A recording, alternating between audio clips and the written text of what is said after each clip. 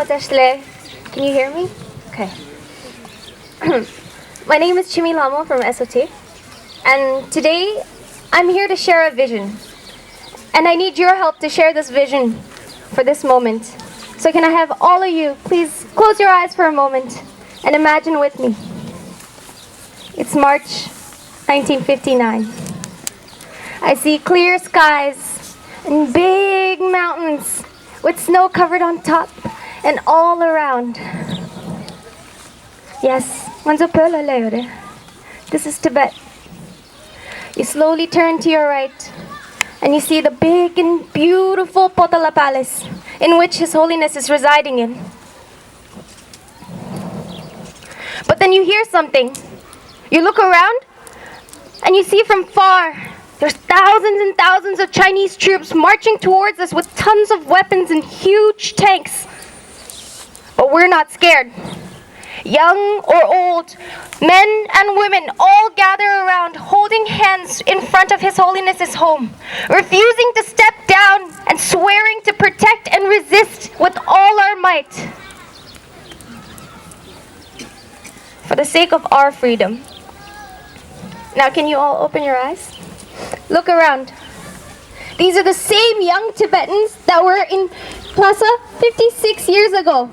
Except today, we're in a land with freedom. A land where we have the right to protest. So let's use this.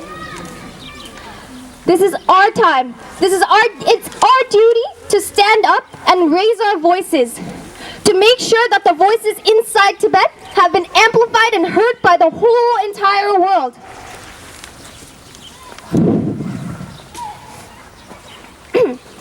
In the past 56 years, basic human rights have been denied inside of Tibet. And until today, 137 lives, they've self-immolated. These are regular citizens that have kids waiting for them to come home at night.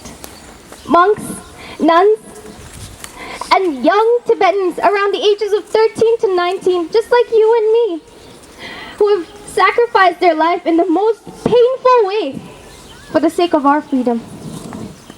It's time for us to stand up and raise our voices, guys. Now, for the last time, can I have you all please close your eyes one more time? Yes, we're in Tibet. A free Tibet. I see clear skies, big mountains with snow covered on top and all around. I see a young man playing his damye, entertaining his audience in the streets of Lhasa. And there it is again. Look to your right. You see the big and beautiful Potala Palace in which His Holiness is residing in once again.